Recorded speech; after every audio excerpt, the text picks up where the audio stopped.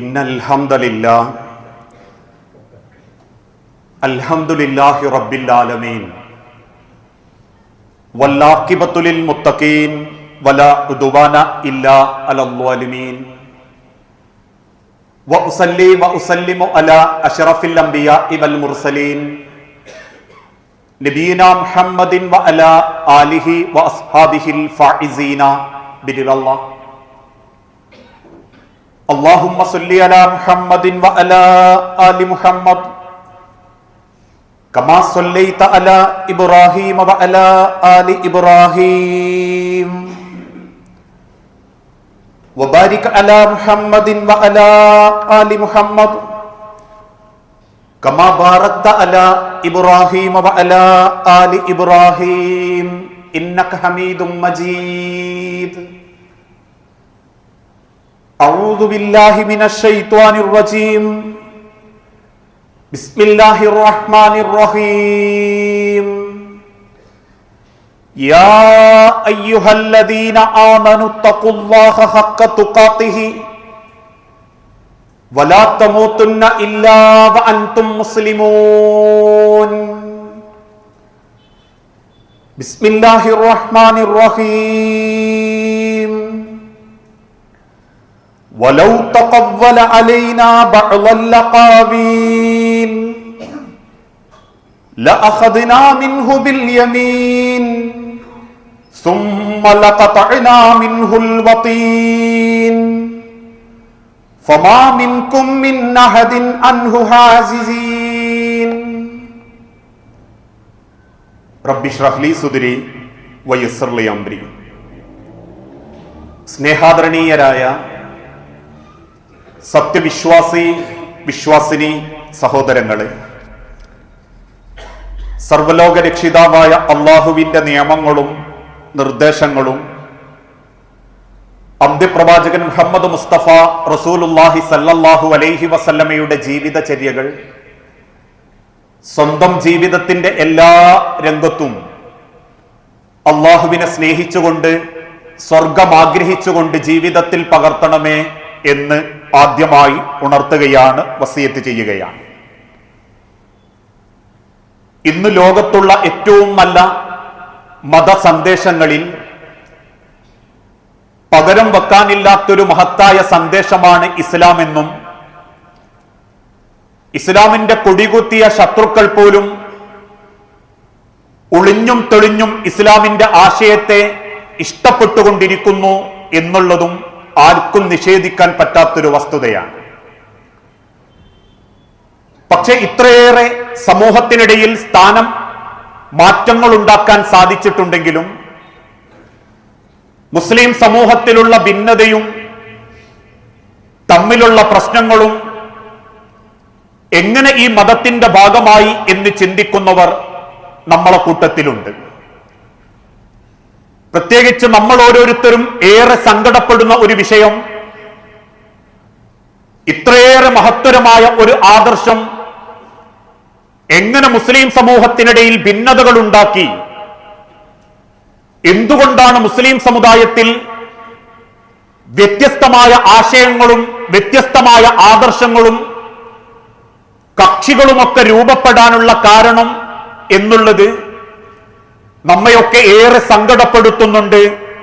അതല്ലെങ്കിൽ ഒരുപാട് ചിന്തിപ്പിക്കേണ്ടതുമുണ്ട്. ഇസ്ലാമിന്റെ ഏറ്റവും പരിപാവനമായ കാലഘട്ടം നബിത്തങ്ങൾ ജീവിച്ചിരിക്കുന്ന ആദ്യ കാലഘട്ടത്തിലെ 3 ഉത്തമരായ നൂറ്റാണ്ടിലായിരുന്നു എന്ന് അള്ളാഹുവിന്റെ നബിത്തങ്ങൾ തന്നെ ഓർമ്മപ്പെടുത്തി. ഖൈറുന്നാസി കർണി, ജനങ്ങളിൽ ഏറ്റവും ഉത്കൃഷ്ടരായവർ എന്റെ ഉമ്മത്തിൽപ്പെട്ടവരാണ്. സുമ്മല്ലദീന യലൂനഹും സുമ്മല്ലദീന യലൂനഹും, അതിനുശേഷം വന്നവരും അതിനുശേഷം വന്നവരും, അഥവാ സ്വഹാബാക്കളും താബിഈങ്ങളിലും താബിഈങ്ങളിലും പെട്ട 3 നൂറ്റാണ്ടിലെ ജനങ്ങളാണ് ഏറ്റവും ഉത്തമരാക്കപ്പെട്ടവരെന്നും അവരാണ് ഭദ്രമായി ഇസ്ലാമിനെ കൊണ്ടു നടന്നതെന്നും നബിത്തങ്ങൾ അദ്ദേഹത്തിന്റെ ജീവിതത്തിലൂടെ ഈ ഉമ്മത്തിനെ ബോധ്യപ്പെടുത്തി കൊടുക്കുകയും ചെയ്തു. അങ്ങനെയായിരിക്കും സംഭവിക്കുക എന്ന്. ആ കാലഘട്ടമായിരുന്നു ഇസ്ലാമിന്റെ ഏറ്റവും മനോഹരമായ ഒരു കാലഘട്ടം. ഒരിക്കൽ മദീന പള്ളിയിൽ ഇരിക്കുന്ന നബിതങ്ങള് ദൂരെ നിന്നും കൈ വീശി നടന്നു വരുന്ന സയ്യിദുന ഉമർ ഇബ്നുൽ ഖത്താബിനെ കണ്ടപ്പോ പറഞ്ഞു, സ്വഹാബത്തെ, ഇസ്ലാമിന്റെ ബാബാണാ വരുന്നത്, വാതിലാണാ വരുന്നത്. ആ വാതിൽ കടന്നുള്ളിലേക്ക് കയറാൻ ഒരു ശത്രുക്കൾക്കും സാധിക്കില്ല. പക്ഷെ എന്റെ ഉമറെങ്ങാനും തകർക്കപ്പെട്ടാൽ, എന്റെ ഉമറെങ്ങാനും വധിക്കപ്പെട്ടാൽ, പിന്നീട് ഇസ്ലാമിന്റെ പേരിൽ സകല ചണ്ടികളും അതിനുശേഷം എന്റെ ഉമ്മത്തിലേക്ക് നുഴഞ്ഞു കയറും. ഇസ്ലാം ഏതവസ്ഥയിലാണോ വന്നത്, ബദഅൽ ഇസ്ലാം ഗരീബൻ ഫസയഊദു കമാ ബദഅ, ആ വന്ന അന്ധവിശ്വാസത്തിലേക്കും അനാചാരത്തിലേക്കും ഈ ഉമ്മത്ത് പിന്നെ തിരിച്ചു പോകുകയും ചെയ്യുന്ന കാഴ്ച കാണേണ്ടി വരും. ഉമർ ഇബ്നുൽ ഖത്താബിന്റെ കാലഘട്ടത്തിൽ ഒരാൾ പോലും ഇസ്ലാമിനെതിരെ സംസാരിച്ചിട്ടില്ല. എന്തെങ്കിലും നബിതങ്ങളുടേതല്ലാത്ത സ്വന്തമായ അഭിപ്രായമുണ്ടോ? അവരെയൊക്കെ ഉമർ ഇബ്നുൽ ഖത്താബ് കൃത്യമായി ശിക്ഷിച്ചിട്ടുമുണ്ട്. അവരോട് ഗുണദോഷിക്കേണ്ട രീതിയിൽ ഗുണദോഷിച്ചിട്ടുമുണ്ട്. ആ കാലഘട്ടത്തിലുള്ള ഒരു ചരിത്രമായിരുന്നു നബിതങ്ങളുടെ കൂട്ടത്തിലേക്ക് കടന്നു വന്ന അബൂദർ റളിയല്ലാഹു അൻഹു എന്ന മഹാനായ സ്വഹാബി. വിശുദ്ധ ഖുർആനിലെ സൂറത്തു തൗബയിലെ 13-ാമത്തെ ഒരു വചനമുണ്ട്. അതിങ്ങനെയാ, നിങ്ങളിൽ ആരെങ്കിലും വല്ലദീന യക്നിസൂന അസ്സഹബ വൽ ഫില്ല, നിങ്ങൾക്കാർക്കെങ്കിലും സ്വർണമോ വെള്ളിയോ ഉണ്ടെങ്കിൽ, നിങ്ങളത് കൻസാക്കി നിക്ഷേപമാക്കി വെക്കുന്നുണ്ടെങ്കിൽ നിങ്ങളത് ചെലവഴിച്ച് കൊടുക്കണം. അങ്ങനെ നിക്ഷേപമാക്കി വെക്കരുത് എന്ന ആയത്തിനെ നിർവചിച്ചുകൊണ്ട് ഉമർ ഇബ്നുൽ ഖത്താബിന്റെ കാലഘട്ടത്തിൽ അബൂദർ ഒരു ഫത്വ കൊടുത്തു. ഈ ആയത്തിന്റെ നിർവചനം, ഒരു രാത്രി കടന്നുറങ്ങുന്നതിന്റെ മുൻപ് കയ്യിലുള്ള എല്ലാ തരി സ്വർണവും നിങ്ങൾ ദാനം ചെയ്യണം. സ്വഹാബത്ത് അത് കേട്ട് വല്ലാതെ ചർച്ച വന്നു. പല ആളുകളും ഉമറിന്റെ അരികിൽ ചെന്ന് ഓർമ്മപ്പെടുത്തി, ഉമറെ, ഇങ്ങനെയൊരു ഖുർആൻ വ്യാഖ്യാനം അബൂദർ റളിയല്ലാഹു അൻഹു നടക്കുന്നുണ്ട്, എന്താ അതിന്റെ സത്യാവസ്ഥ?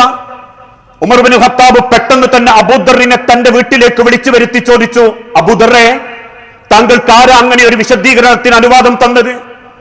നബിതങ്ങൾ ഒരിക്കൽ പോലും അങ്ങനെയല്ലല്ലോ വിശദീകരിച്ചത്. നിക്ഷേപമാക്കി ആർക്കും കൊടുക്കാതെ കെട്ടിപ്പൊട്ടി വെക്കരുതെന്ന് അള്ളാഹുവിന്റെ നബിതങ്ങൾ ഓർമ്മപ്പെടുത്തിയിട്ടുള്ളൂ. അതിനർത്ഥം ഒരു തരി പോലും ഒരു വീട്ടിൽ വെക്കാൻ പാടില്ല എന്നൊരു വ്യാഖ്യാനം എവിടുന്നാ അബൂദറെ താങ്കൾക്ക് കിട്ടിയത്? അബൂദർ റളിയല്ലാഹു അൻഹു തിരിച്ചു പറഞ്ഞു, ഉമറെ, എനിക്ക് അങ്ങനെ തോന്നി, എനിക്കിന്റെ മനസ്സിൽ അങ്ങനെ ഒരു ബുദ്ധിക്ക് തോന്നി. ഉടനെ ഉമർ ഇബ്നുൽ ഖത്താബ് വാളൂരിയിട്ട് പറഞ്ഞു, അബൂദർ, ഒന്നെങ്കിൽ നാട് വിട്ടു പോണം, അല്ലെങ്കിൽ താങ്കളുടെ ആശയം ജനങ്ങൾക്കിടയിൽ വ്യാപിപ്പിക്കാൻ പാടില്ല. എന്റെ പ്രവാചകൻ പഠിപ്പിക്കാത്തൊരാശയം നബിതങ്ങളുടെ പേരിലേക്കെങ്ങാനും അബൂദറെ താങ്കൾ പറഞ്ഞാൽ എന്റെ വാളുകൊണ്ട് നിങ്ങൾക്ക് ഞാൻ മറുപടി തരും എന്ന് ഗുണദോഷിച്ചതുകൊണ്ടാ ലോകത്തിന്റെ നബിതങ്ങൾ ഓർമ്മപ്പെടുത്തിയതും ഉമറുള്ള കാലത്ത് ഒരിക്കലും ഇസ്ലാമിലേക്ക് തകർക്കപ്പെടുന്ന രീതിയിൽ ഒരു പ്രയാസങ്ങൾ വരികയില്ല. പക്ഷെ ഉമർ റളിയല്ലാഹു അൻഹു വധിക്കപ്പെട്ടതോടുകൂടി വേഷം മാറിയിരുന്ന ഖവാരിജുകൾ, ഷിയാ ചിന്താഗതിക്കാർ ഉമർ ഇബ്നുൽ ഖത്താബിനെ വധിച്ചതോടുകൂടി പിന്നീട് അവരുടെ ആശയം ഇസ്ലാമിലേക്ക് കയറ്റിക്കൂട്ടാൻ തുടങ്ങി. അവിടെ നിന്നിങ്ങോട്ട് പിന്നീട് ഇസ്ലാമിൽ നിന്ന് ഉപേക്ഷിച്ചിരുന്ന പല അന്ധവിശ്വാസങ്ങളും ആ ഖവാരിജുകൾ ഇസ്ലാമിന്റെ പേരിൽ കയറ്റിക്കൂട്ടി. ലോകത്താദ്യമായി അതേ രീതിയിലുള്ള മുൻകാലഘട്ടത്തിലുള്ള ജൂതന്മാരും ആ വിശ്വാസികളും ഉപേക്ഷിച്ചിരുന്ന ഖബർ പൂജ ഇസ്ലാമിന്റെ പേരിലേക്ക് അവർ കൊണ്ടുവരാൻ തുടങ്ങി. അതിനുശേഷമാണ് സർവ അന്ധവിശ്വാസങ്ങളും ഇസ്ലാമിന്റെ പേരിലേക്ക് കയറി വരുന്നത്. ഒരു ഭാഗത്ത് വിശ്വാസപരമായ അന്ധതയാണെങ്കിൽ മറുഭാഗത്ത് ഭൗതിക ലോകത്തോടുള്ള അങ്ങേയറ്റത്തെ ഇഷ്ടം ജനങ്ങളെ മനസ്സിൽ കൊത്തിവെക്കാൻ തുടങ്ങി. ഒരു ഭൗതികവൽക്കരണം, ഒരു ആർത്തി മനോഭാവം, ഈ ലോകത്ത് ജീവിക്കണം, ഇവിടെ ദൂർത്ത് കാണിക്കണം, ഇവിടെ അടിച്ചുപൊളിച്ച് ജീവിക്കണം, ലൈഫ് ഒരിക്കലേയുള്ളൂ എന്ന ചിന്തയും അതിനുശേഷം വിശ്വാസി സമൂഹത്തിന്റെ ഹൃദയത്തിലേക്ക് കുത്തിവെക്കാൻ തുടങ്ങി. ആ കാലഘട്ടത്തിൽ ആ മനുഷ്യന്റെ ജീവിതത്തിന്റെ വ്യത്യാസം കണ്ടപ്പോ അബൂ ഹുറൈറ റളിയല്ലാഹു അൻഹു ഒരിക്കൽ അവരുടെ പോക്കെങ്ങോട്ടാണെന്ന് ബോധ്യപ്പെടാൻ വേണ്ടി മദീനയിലെ തെരുവിൽ വെച്ചൊരു ചോദ്യം ചോദിച്ചു.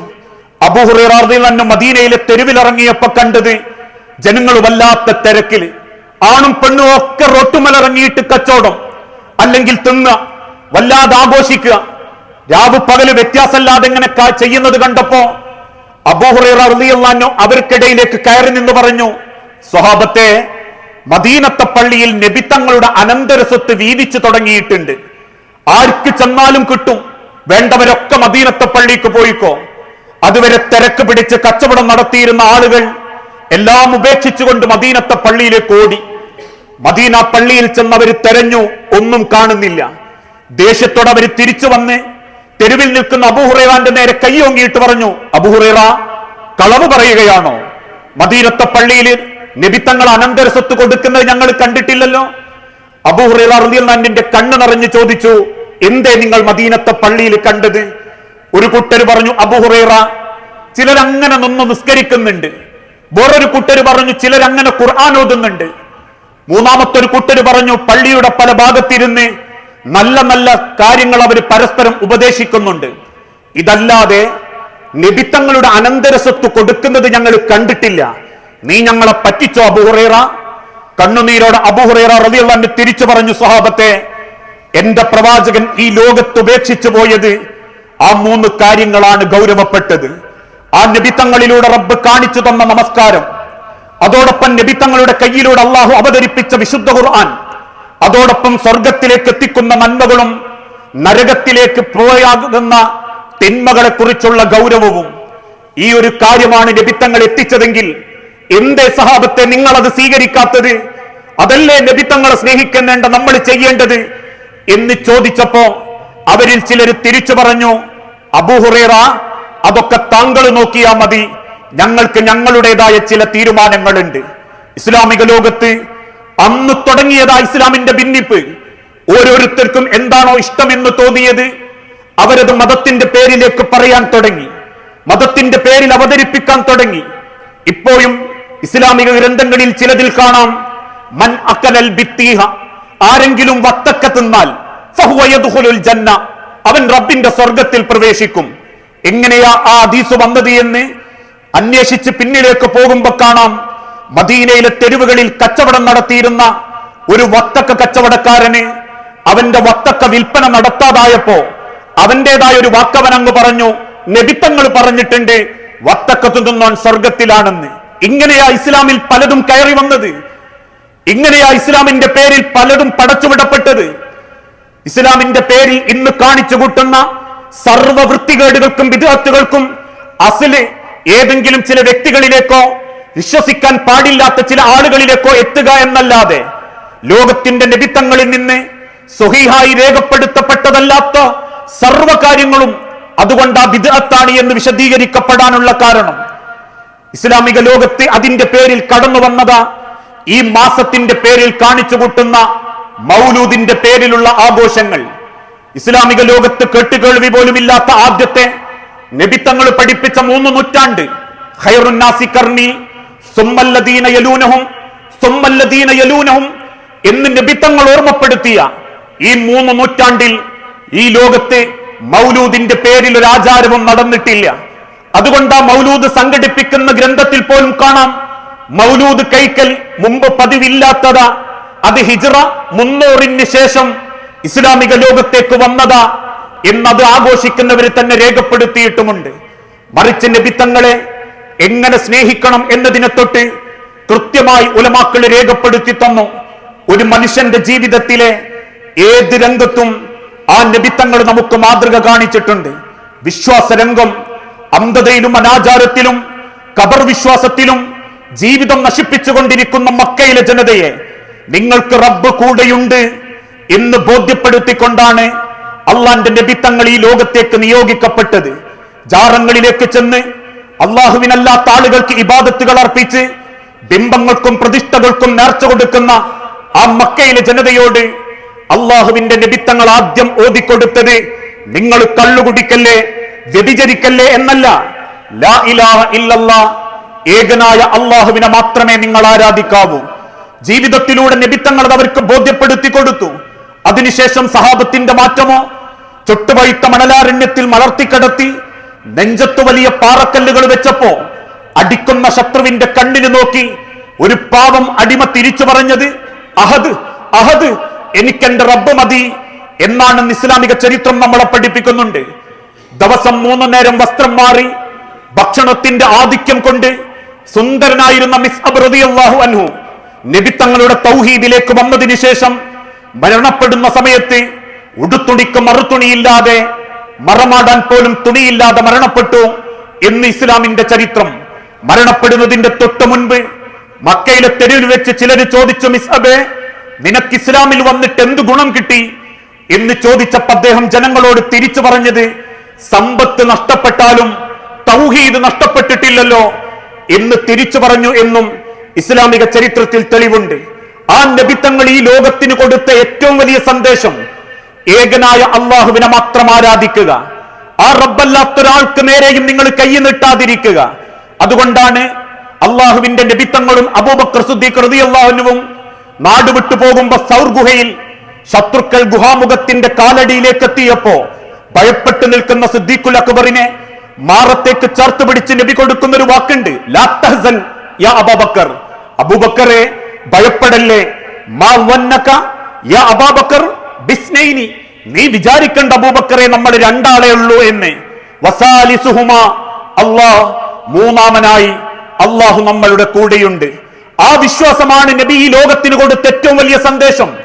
അതുകൊണ്ട് ആ ബദർ യുദ്ധത്തിൽ തന്റെ സ്വഹാബത്തിനെ മുൻനിർത്തി റബ്ബിനോട് നബി തങ്ങൾ പ്രാർത്ഥിച്ചതും, അല്ലാഹുമ്മ ഇൻ തുഹ്ലിക് ഹാദിഹിൽ ഉസാബ ലൻ തുഅബദു ഫിൽ അർളി അബദ, എന്റെ റബ്ബേ, ഈ കുഞ്ഞു സൈന്യത്തെ എങ്ങാനും നീ നശിപ്പിച്ചു കളഞ്ഞാൽ, ലാ ഇലാഹ ഇല്ലല്ലാഹ്, അള്ളാഹുവിനോട് മാത്രം പ്രാർത്ഥിക്കുന്ന ഒരു ജനത ഈ ലോകത്തുണ്ടാവില്ല റബ്ബേ എന്ന് നബി തങ്ങൾ പ്രാർത്ഥിച്ച് യുദ്ധം നടത്തിയത് ബദർ യുദ്ധം തൗഹീദിന് വേണ്ടി. എല്ലാം പോട്ടെ, മക്കയിലേക്ക് തിരിച്ചു വരുമ്പോ മദീനയിൽ നിന്നും മക്കയിൽ കാലുകുത്തുന്ന നബി തങ്ങൾ കയ്യിലുള്ള ഇരുമ്പിന്റെ വടി മകളുടെ ഭർത്താവ് അലി ഇബ്നു അബീ ത്വാലിബിന്റെ കയ്യിൽ കൊടുത്തു പറഞ്ഞു, മോനെ അലി, ഇവിടെ കെട്ടിപ്പൊക്കിയ സർവ്വജാറങ്ങളും മക്ബറകളും അടിച്ചു നിരപ്പാക്കണേ അലി എന്ന് നബി തങ്ങൾ ബോധ്യപ്പെടുത്തി കൊടുത്തിട്ടുണ്ടെങ്കിൽ ആ പ്രവാചകനെ സ്നേഹിക്കുന്ന ഒരു വ്യക്തികൾക്ക് എങ്ങനെയാ പിന്നെ അജ്മീറും നാഗൂരും മുത്തപ്പേട്ടയും ഉള്ളാളും സിയം മക്കാമും ഷെയ്ഖിന്റെ പള്ളിയിലും പോകാൻ പറ്റുക? അതെന്ത് പ്രവാചക സ്നേഹമാണെന്ന നമ്മൾ സമൂഹത്തെ ബോധ്യപ്പെടുത്തുക? ഞാനാണ് മരിച്ചതെങ്കിൽ പോലും എന്റെ കബർ നിങ്ങൾ കെട്ടിപ്പൊക്കരുതെന്നും എന്റെ കബറിന്റെ അടുത്ത് വെട്ട് ദുആ ചെയ്യരുതെന്നും ഇന്നും അള്ളാഹുവിന്റെ നബി കടക്കുന്ന മണ്ണിൽ ചെന്നുമ്പോ പ്രവാചകനോട് സലാം പറയുകയല്ലാതെ കൈയൊന്ന് നീട്ടി നബി തങ്ങളെ എന്ന് വിളിക്കുമ്പോഴേക്കും അവിടെയുള്ള ആളുകൾ ഹറാം ഹറാം എന്ന് പറഞ്ഞ് നമ്മളെ തള്ളിവിടുന്നുണ്ടെങ്കിൽ പ്രവാചക സ്നേഹം എന്ന് പേര് പറഞ്ഞ് ഒരു മാസം കാണിച്ചു കൂട്ടുന്നതല്ല പ്രവാചക സ്നേഹം. എന്താണോ നബി തങ്ങൾ ഈ ഉമ്മത്തിന് ബോധ്യപ്പെടുത്തി കൊടുത്ത ഏറ്റവും വലിയ സന്ദേശം, ഏകനായ റബ്ബിനോട് മാത്രമുള്ള പ്രാർത്ഥന, ആ റബ്ബിനോടുള്ള തൗഹീദ്, അത് അംഗീകരിക്കാത്തൊരു വ്യക്തിക്ക് പിന്നൊരു മാസത്തിന്റെ പേരിൽ കാണിച്ചു കൂട്ടുന്ന പ്രവാചക സ്നേഹം കേവലം കാപഢ്യമാണെന്ന് നമുക്ക് തിരിച്ചറിയാനും സാധിക്കും. അതോടൊപ്പം തന്നെ കർമ്മരംഗത്ത് നബി തങ്ങൾ കാണിച്ചു തന്ന മാതൃക, ലോകത്തിന്റെ പ്രവാചകനിലൂടെ അള്ളാഹു ഒരു കാര്യം അവതരിപ്പിച്ചിട്ടുണ്ടെങ്കിൽ അത് കേൾക്കുന്ന സഹാബത്തിന്റെ ഉദ്ദേശം എന്തായിരുന്നു? സമീന വഅതൈന, എന്റെ നബി അത് പറഞ്ഞിട്ടുണ്ടെങ്കിൽ ഞാനത് വിശ്വസിക്കും, എന്റെ റസൂൽ അത് പറഞ്ഞിട്ടുണ്ടെങ്കിൽ ഞാനത് അംഗീകരിക്കും. അതുകൊണ്ട് തന്നെ ആ മദീനത്തെ പള്ളിയുടെ മുൻഭാഗത്ത് വെച്ച് സ്ത്രീകൾക്കും പുരുഷന്മാർക്കും ക്ലാസ് എടുക്കുന്ന കൂട്ടത്തിൽ വിശുദ്ധ ഖുർആനിൽ ഒരു ആയത്ത് റബ്ബ് അവതരിപ്പിച്ചു, ഫൽയദ്രിബിന ബിഖുംറിഹിന്ന അലാ ജുയൂബിഹിന്ന, നബിയെ, സ്ത്രീകളായ വനിതകളോട് പറയണം, അവരുടെ തലകൾ മറച്ച ബാക്കി ശീല കൊണ്ട് മാറുകൾക്ക് മുകളിലേക്ക് താഴ്ത്തിയിടാൻ പറയണം നബിയെ എന്ന് അള്ളാഹുവിന്റെ ആയത്ത് റസൂലുള്ള ഓതി കേൾപ്പിച്ച സെക്കൻഡിൽ ആ സദസ്സ് എഴുന്നേറ്റ് പോയി വഴിവക്കത്തുള്ള മുള്ളുകളിൽ നിന്ന് മുള്ളുകൾ എടുത്ത് ആ തട്ടം തന്റെ കഴുത്തിലേക്ക് വെച്ച് കുത്തി മാറുകൾക്ക് മുകളിലേക്ക് ആ തട്ടം താഴ്ത്തിയിട്ട് സഹാബ വനിതകൾ ചോദിച്ചു, മിസ്ലഹാദ, ഇതാണോ നബിയെ അള്ളാഹ് ഉദ്ദേശിച്ചത്? അത്ര സൂക്ഷ്മത റസൂലിന്റെ കൗലിനോട് അവർ നടത്തി, നബി തങ്ങൾ പഠിപ്പിക്കുന്ന വാക്കുകളോട് അവർ കാണിച്ചു. സയ്യിദുന ഉമർ ബിൻ ഖത്താബ് ഒരിക്കൽ ഓർമ്മപ്പെടുത്തി, അജറുൽ അസ്വദിനെ ചുംബിക്കുമ്പോ ആ ചുംബനത്തിന് ശേഷം മാറി നിന്ന് അള്ളാഹുവിന്റെ പ്രിയപ്പെട്ട പ്രവാചക സ്വഹാബി പറഞ്ഞു, ഇന്നി ലഅലമു അന്നക ഹജറുൻ, അജറുൽ അസ്വദേ, നീ ഒരു കല്ല് മാത്രമാണെന്ന് എനിക്കറിയാം. ഇന്നി അഅലമു, എനിക്കറിയാം, അന്നക ഹജറുൻ, താങ്കൾ ഒരു കല്ല് മാത്രമാ, ലാ തളുറു വലാ തൻഫഉ, നിന്നെ കൊണ്ടൊരു ഗുണവുമില്ല നിന്നെ കൊണ്ടൊരു ദോഷവും ഇല്ല എന്നും എനിക്കറിയാം. പക്ഷെ അന്നീ റഅയ്തു നബി സല്ലല്ലാഹു അലൈഹി വസല്ലം യുകബ്ബിലുക, പക്ഷെ എന്റെ പ്രവാചകൻ താങ്കളെ ചുംബിക്കുന്നത് ഞാൻ കണ്ടിട്ടുണ്ട്, താങ്കളെ ചുംബിക്കാൻ വേണ്ടി കൽപ്പിച്ചതും ഞാൻ കേട്ടിട്ടുണ്ട്. അതുകൊണ്ട് മഖബ്ബൽതുക, ഞാൻ നിന്നെ ചുംബിക്കുന്നു എന്റെ നബി പറഞ്ഞിട്ടുണ്ടെങ്കിൽ ഞാൻ അത് അംഗീകരിക്കും. കാരണം എന്റെ പ്രവാചകൻ ഈ ലോകത്തൊരിക്കൽ പോലും കളവ് പറയാത്തവനാ, റബ്ബിന്റെ വാക്ക് സംസാരിക്കുന്നവനാ. ആ റബ്ബെന്ത് വേണം എന്ന് പോലും ഉമ്മത്തിനെ ബോധ്യപ്പെടുത്തി കൊടുത്തവനാ. അതുകൊണ്ട് അള്ളാഹുവിന്റെ നബി പഠിപ്പിക്കാത്തതൊന്നും സഹാബത്ത് ചെയ്തിട്ടില്ല. അതിനനുവാദം റസൂലുള്ള കൊടുത്തിട്ടുമില്ല. അതുകൊണ്ട് ഉറങ്ങാൻ കിടക്കുന്ന സമയത്ത് സ്വഹാബാക്കൾ ചൊല്ലേണ്ട ഒരു പ്രാർത്ഥന അള്ളാന്റെ പ്രവാചകൻ സഹാബത്തിന് പഠിപ്പിച്ചു കൊടുത്തു. അല്ലാഹുമ്മ അസ്ലംതു നഫ്സി ഇലൈക വവജ്ജഹ്തു വജ്ഹി ഇലൈക എന്ന് തുടങ്ങുന്ന ആ പ്രാർത്ഥനയുടെ അവസാനം ആമൻതു ബികിതാബിക്കല്ലദി അൻസൽത വനബിയിക്കല്ലദി അർസൽത എന്ന് പറഞ്ഞ് അവസാനിക്കുന്നു. ഇത് പഠിപ്പിച്ചു കൊടുത്ത ഉടനെ അള്ളാന്റെ നബി സഹാബത്തിനോട് പറഞ്ഞു, ഒന്ന് എനിക്ക് തിരിച്ചു പാടിത്ത ചെല്ലിത്ത. ചൊല്ലുന്ന കൂട്ടത്തിൽ ഒരു സ്വഹാബി അവസാനത്തെ വരിയിൽ ഒരു മാറ്റം വരുത്തി. ആമൻതു ബികിതാബിക്കല്ലദി അൻസൽത വബിനബിയിക്കല്ലദി അർസൽത എന്ന വാക്കിന് പകരം വബി റസൂലിക്കല്ലദി അർസൽത എന്ന് മാറ്റി ചൊല്ലി. ആ തെറ്റ് ബോധ്യപ്പെട്ട നബി കയ്യേർത്തിട്ട് പറഞ്ഞു, ഹസ്ബുക്കല്ലാൻ, നിർത്തണോ? ഞാൻ എന്താ എന്നെ പഠിപ്പിച്ച് വബി നബിയിക്ക, എന്താ നീ ചെല്ലിയത് വബി റസൂലിക്ക? നബി എന്ന പദത്തിന്റെക്കാളും മനോഹരമാണ് നബിയെ റസൂലി എന്ന പദം. അതുകൊണ്ട് ഞാൻ അതൊന്ന് മാറ്റം വരുത്തിയതാ. ദേഷ്യത്തോടെ നബി തങ്ങൾ തിരിച്ചു ബോധ്യപ്പെടുത്തി പാടില്ല. നിന്റെ ഇഷ്ടമെന്ന് കരുതി അള്ളാന്റെ ദീനിലേക്കൊന്നും കൂട്ടിച്ചേർക്കാൻ പാടില്ല.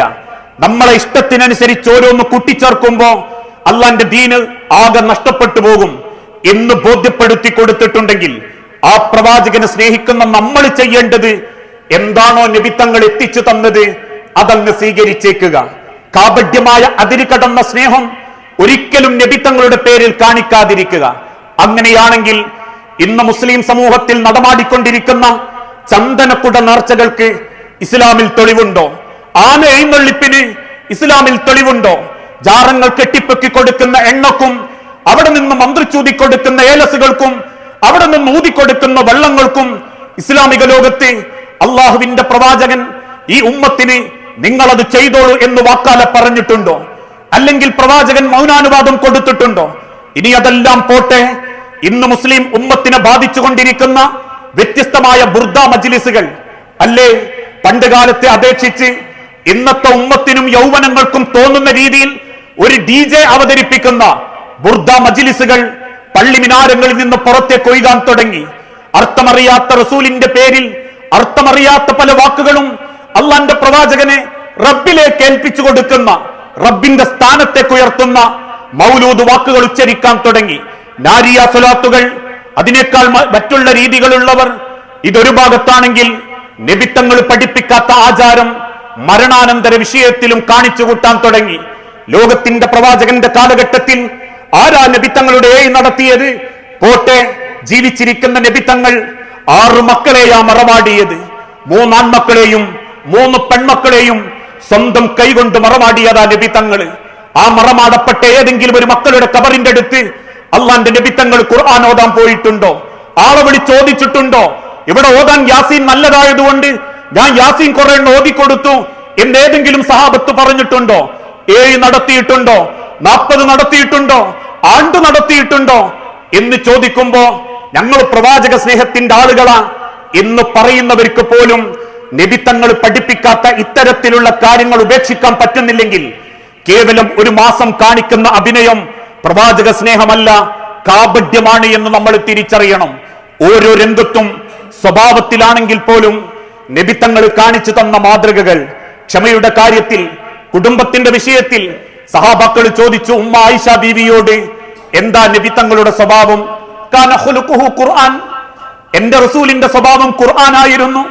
അങ്ങേയറ്റം ക്ഷമയുള്ള വ്യക്തി, അങ്ങേയറ്റം താല്പര്യത്തോടെ പെരുമാറുന്ന വ്യക്തി, മക്കളോട് സ്നേഹനിധിയായ വാപ്പ, ജ്യേഷ്ഠനോട് സ്നേഹനിധിയായ അനിയൻ, അനിയനോട് സ്നേഹനിധിയായ ജ്യേഷ്ഠൻ, മൂത്താപ്പനോട് സ്നേഹനിധിയായ കുട്ടി. ഇങ്ങനെ ജീവിതത്തിലെ ഓരോ ഘട്ടത്തിലും കൊടുക്കേണ്ട സ്വഭാവം നബിത്തങ്ങൾ കൊടുത്തിട്ടുണ്ട്. ഇന്നൊരു പക്ഷേ ഭാര്യയ്ക്ക് നമ്മൾ പ്രിയപ്പെട്ടവനായിരിക്കും, മക്കൾക്കും അയൽവാസിക്ക് നമ്മളെ പറ്റി നല്ല അഭിപ്രായം ഉണ്ടാവൂല. ഒരുപക്ഷെ അയൽവാസിക്ക് നമ്മളെ പറ്റി നല്ല അഭിപ്രായം ഉണ്ടാവും, നാട്ടുകാർക്കൊക്കെ ഉണ്ടാകും, പെണ്ണുങ്ങൾക്കും മക്കൾക്കും നല്ല അഭിപ്രായം ഉണ്ടാവൂല. പക്ഷെ ഒരു വിശ്വാസിയെ സംബന്ധിച്ചിടത്തോളം അവന്റെ എല്ലാ രംഗത്തും ആ നല്ലൊരു സ്വഭാവം അവൻ നബിത്തങ്ങളിൽ നിന്ന് ജീവിതത്തോട് ചേർത്ത് നിൽക്കണം. സിദ്ദീഖുൽ അക്ബർ റളിയല്ലാഹു അൻഹു ഒരിക്കൽ പറഞ്ഞു, എന്റെ മകളെപ്പറ്റി അപവാദം പറയുന്ന, എന്റെ മകളെപ്പറ്റി തോന്നിവാസം പറയുന്ന മിസ്തഹിന് ഞാൻ ഇനി ഒരു സഹായവും ചെയ്യൂല, മിസ്തഹിനെ ഞാനാ പോറ്റുന്നത്, ഇനിയൊരു സമ്പാദ്യം ഞാൻ അവന് കൊടുക്കൂല. വിവരമറിഞ്ഞ നബി തങ്ങൾ പറഞ്ഞു, പാടില്ല അബൂബക്കറെ, അങ്ങനെ ഒരു ശബ്ദം ചെയ്യാൻ പാടില്ല. അറിവില്ലായ്മ കൊണ്ട് പലർക്കും പല അബദ്ധങ്ങളും സംഭവിക്കാം, അതുകൊണ്ട് താങ്കൾ ആ വാക്കുപേക്ഷിക്കണം. ഇങ്ങനെ മക്കയുടെ വിജയത്തിന്റെ ദിവസം പോലും നബിത്തങ്ങളെ എറിഞ്ഞോടിച്ച, കുടൽമാലകൾ കഴുത്തിലിട്ട് വേദനിപ്പിച്ചവരെ കയ്യാമം വെച്ച് കൺമുൻപിൽ നിർത്തിയപ്പോ നിങ്ങൾ സ്വതന്ത്രരാണെന്നും എനിക്ക് പ്രതികാരമില്ലെന്നും നബിത്തങ്ങൾ പഠിപ്പിച്ചപ്പോ ആ പ്രവാചകനെ സ്നേഹിക്കുന്ന നമ്മൾക്ക് കുടുംബത്തെ ഒരു കാസന്റിനും ഒരു 10,000 രൂപയ്ക്കും കുടുംബക്കാരോട് നന്നാവാൻ പറ്റുന്നില്ലേ? പിന്നെന്ത് പ്രവാചക സ്നേഹം? പിന്നെന്ത് ഇസ്ലാമിനെ നമ്മൾ നെഞ്ചിലേക്ക് കേൾക്കുന്നത് എന്നാ സമൂഹം ചോദിക്കുന്നത്. അതുകൊണ്ട് തന്നെ പ്രവാചക സ്നേഹം എന്ന് പറയുമ്പോ അതേതെങ്കിലും ഒരു മാസം മാത്രം ജനങ്ങളെ ബുദ്ധിമുട്ടിച്ചിട്ട് ആഘോഷിക്കേണ്ടതല്ല. ജീവിതത്തിന്റെ ഓരോ സെക്കൻഡുകളും ഹൃദയത്തിലേക്ക് സ്വീകരിക്കേണ്ട ഒരു ജീവിത രീതി. ആ ജീവിത രീതിയാണ് അള്ളാഹു വിശുദ്ധ ഖുർആനിലൂടെ പഠിപ്പിച്ചതും. മൻ അഹബ്ബ സുന്നത്തി ഫഖദ് അഹബ്ബനി. അള്ളാഹുവിന്റെ പ്രവാചകനെ സ്നേഹിക്കുന്ന, റബ്ബിനെ സ്നേഹിക്കുന്നവൻ, പ്രവാചകനെ സ്നേഹിക്കുന്നവൻ ആ റസൂലിന്റെ സുന്നത്തുകളെ സ്നേഹിക്കട്ടെ. ആ ഒരു തിരിച്ചറിവിലൂടെ നമ്മൾ ആ മാതൃക സ്വീകരിക്കുമ്പോഴേ റസൂലുള്ളാഹിനെ പറ്റി സമൂഹം ചിന്തിക്കൂ, പഠിക്കൂ, അവരതിനെപ്പറ്റി ആലോചിക്കൂ.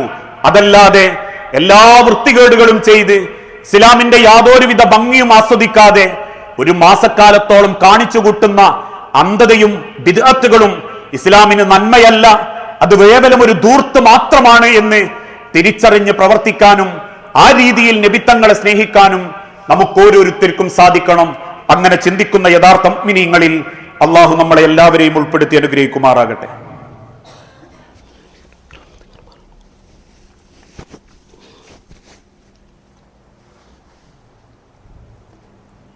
അൽഹംദുലില്ലാഹ് വസ്സലാത്തു വസ്സലാമു അലാ റസൂലിൽ അമീൻ വഅലാ ആലിഹി വഅസ്ഹാബിഹി അജ്മഈൻ. അമ്മാ ബഅദ്. യാ അയ്യുഹന്നാസ് ഊസീകും സാനിയം ബിതഖ്വല്ലാഹ്. ജീവിതത്തിന്റെ ഒരു രംഗത്തിലും അള്ളാഹുവിനെ മറന്നുപോകരുതേ എന്ന് എന്നോടെന്ന പോലെ നമ്മളിൽ ഓരോരുത്തരോടും വസിയത്ത് ചെയ്യുകയാണ്, ഉപദേശിക്കുകയാണ്. ഇന്നത്തെ കാലഘട്ടത്തിൽ ചില ആളുകളൊക്കെ ഇസ്ലാമിന്റെ ചില കാര്യങ്ങൾ സംസാരിക്കുന്ന സമയത്ത് ഒരൽപ്പം താല്പര്യത്തോടുകൂടി ചിലർ പറയും ഖുർആനും അള്ളാഹു ഒക്കെ ഓക്കെ, പക്ഷേ മുഹമ്മദ് നബിയുടെ ചില വാക്കുകളും അദ്ദേഹത്തിന്റെ ചില പ്രവർത്തനങ്ങളും നമുക്ക് ഈ കാലഘട്ടത്തിലും മനുഷ്യരോടും പറയാൻ പറ്റാത്ത കാര്യങ്ങളാണ്. ഇന്ന് ശത്രുക്കളുടെ വാക്കുകൾ ഏറ്റെടുത്തുകൊണ്ട് ചില മുസ്ലിം സമൂഹം തന്നെ സംസാരിക്കാറുണ്ട്. ഉദാഹരണമായി നബിത്തങ്ങളുടെ വിവാഹത്തെക്കുറിച്ച് പറയുമ്പോൾ മുസ്ലിം സമൂഹത്തിൽപ്പെട്ട ചില ആളുകൾ പറയും മുഹമ്മദ് നബി ആ 12 കല്യാണം കഴിച്ചിട്ടില്ലായിരുന്നെങ്കിൽ നമുക്ക് ശത്രുക്കളോടൊന്ന് വേഗം പിടിച്ചു നിൽക്കാനും ജയിക്കാനും പറ്റുമായിരുന്നു എന്നൊക്കെ പറയുന്നവരുണ്ട്. സത്യത്തിൽ പ്രവാചകൻ സല്ലല്ലാഹു അലൈഹി വസല്ലമയുടെ വിവാഹത്തെക്കുറിച്ചും എന്തിനാണ് ആ വിവാഹം നടന്നതെന്നതിനെക്കുറിച്ചും എങ്ങനെയാണ് ആ വിവാഹം നടന്നത് എന്നതിനെക്കുറിച്ചും അറിയാത്തതുകൊണ്ടാണ്. ഓരോ പത്നിമാരെയും നബി തങ്ങൾ വിവാഹം കഴിക്കുമ്പോഴുണ്ടാകുന്ന സാഹചര്യങ്ങളും ആയിഷ റളിയല്ലാഹു തആലയെ പോലും റബ്ബ് നിശ്ചയിച്ച പ്രകാരം പിന്നീട് 76-ാമത്തെ വയസ്സിൽ ആയിഷ ബീവി മരണപ്പെടുന്നത് വരെ നമ്മുടെ ഉമ്മയിൽ നിന്നാണ് സഹാബാക്കൾ പ്രവാചകൻ സല്ലല്ലാഹു അലൈഹി വസല്ലമയുടെ കുടുംബ ജീവിതത്തെക്കുറിച്ച് പഠിച്ചതെന്നും ആ പഠനത്തിന് വേണ്ടിയാണ് റബ്ബ് ആ ഇണയെപ്പോലും തീരുമാനിച്ചതെന്നും ഒക്കെ പഠിക്കുമ്പോഴേ ഇസ്ലാമിന്റെ പ്രവാചകന്റെ ജീവിതത്തിൽ നിന്ന് പാഠങ്ങൾ ഉൾക്കൊള്ളാനും ആ ചരിത്രം ഒക്കെ തിരിച്ചറിയാനും സാധിക്കും. അതിനർത്ഥം ഇനിയുള്ള എല്ലാവരും 12 കെട്ടണം, അതിലുള്ളിലേക്കൊന്ന് ചെറിയ കുട്ടിയായിരിക്കണം എന്നൊന്നും നബി തങ്ങൾ എവിടെയും പറഞ്ഞിട്ടില്ല. 4 വരെ വിവാഹം കഴിക്കാമെന്ന് പ്രവാചകൻ സല്ലല്ലാഹു അലൈഹി വസല്ലമ പറഞ്ഞത് എല്ലാ മുസ്ലിങ്ങളും 4 പോയി കെട്ടണം എന്നുള്ള ഉദ്ദേശത്തിലല്ല.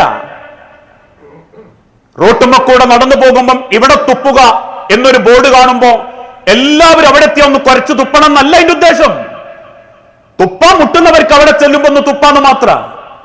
ഒരു വിവാഹം കഴിച്ചവൻ ഒന്നും കൂടി ഒരു പെണ്ണിനെ സംരക്ഷിക്കാൻ പറ്റുമെന്ന് തോന്നിയാൽ ആദ്യ ഭാര്യ പ്രസവിക്കാത്തവളാണെങ്കിൽ എനിക്കൊരു കുഞ്ഞിനെ വേണമെന്ന് തോന്നിയാൽ, അതല്ലാതെ ഇന്നത്തെ ചില മുസ്ലിം സമൂഹത്തിലുള്ള ആളുകൾ ചെയ്യുന്നത് പോലെ ചേലാകർമ്മം നടത്തി എവിടെങ്കിലും പോയി ഒരു തൊപ്പിയിട്ട് ഒരു പെണ്ണിനെ കെട്ടാൻ വേണ്ടി മതം മാറുന്ന രീതിയിലല്ല ഇസ്ലാം പഠിപ്പിച്ച്. ഏതെങ്കിലും യുക്തിവാദികളോ നിരീശ്വരവാദികളോ ഇസ്ലാമിന്റെ പേരിൽ അറിയപ്പെടുന്ന കപടന്മാരോ എന്തെങ്കിലും എഴുതി വിടുമ്പോഴേക്കും അത് കേട്ടിട്ട് നബിത്തങ്ങളെ കുറ്റം പറയുന്നവരുണ്ട് മുസ്ലിം ഉമ്മത്തിൽ. ഇസ്ലാമിന്റെ ഓരോ വിഷയങ്ങൾ പഠിച്ചു നോക്കൂ. 10-ലധികം വിവാഹം കഴിച്ച നബിത്തങ്ങളെ പറ്റി ഒരു ഭാര്യമാര് കുറ്റം പറഞ്ഞിട്ടുണ്ടോ? ഒരൊറ്റ ഭാര്യമാര്? അള്ളാന്റെ പ്രവാചകൻ കൊടുത്ത ജീവിതത്തിന്റെ രീതി എങ്ങനെയാ? സഫിയ ബീവിന്റെ വീട്ടിലെത്തുമ്പോൾ നബിത്തങ്ങൾ അടുക്കളക്കാരനാകും. നബിത്തങ്ങൾക്കും സഫിയ ബീവിക്കും ഭക്ഷണം ഉണ്ടാക്കുന്നതിൽ വലിയ താല്പര്യമെന്നറിയാം നബിത്തങ്ങൾക്ക്. അതുകൊണ്ട് സഫിയ ബീവിന്റെ വീട്ടിലെത്തുമ്പോൾ നബിത്തങ്ങൾ അങ്ങ് അടുക്കളക്കാരനാവും. ആയിഷ ബീവിന്റെ അടുത്തെത്തുമ്പോൾ നബിത്തങ്ങൾ കുട്ടിയാവും, ആയിഷ ബീവിന്റെ കൂടെ കളിക്കും. ഹഫ്സ ബീവിന്റെ വീട്ടിലെത്തുമ്പോൾ നബിത്തങ്ങൾ മറ്റൊരാളായി മാറും. അതുകൊണ്ട് തന്നെ ആ 11 പേരെയും ചെറിയ ഹുജറാത്തുകൾ ഉണ്ടാക്കി. വിശുദ്ധ ഖുർആനിൽ ഒരു സൂറത്തിന്റെ പേര് തന്നെ ഹുജറാത്ത് എന്നാ. എന്താ ഹുജറാത്ത്? കുടിലുകൾ. വിധവകളായ അതല്ലെങ്കിൽ വൃദ്ധരായ സംരക്ഷിക്കാൻ ആളില്ലാത്ത ഓരോരുത്തരെയും കൂട്ടിക്കൊണ്ടുവന്ന് അവരുടെ അഭിമാനത്തിന് വില കൊടുത്ത് മഹർ കൊടുത്ത് മദീന പള്ളിന്റെ ചുറ്റും ചെറിയ കുടിലുകൾ ഉണ്ടാക്കി പൊന്നോല നോക്കി.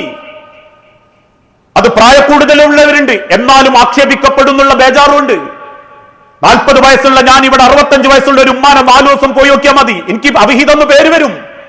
അത് എനിക്കും ആ ഉമ്മാക്കും പ്രശ്നങ്ങൾ ഉണ്ടാക്കും. അതുണ്ടാവാതിരിക്കാൻ നബിത്തങ്ങൾ ആദ്യം അവർക്ക് മഹർ കൊടുത്തു.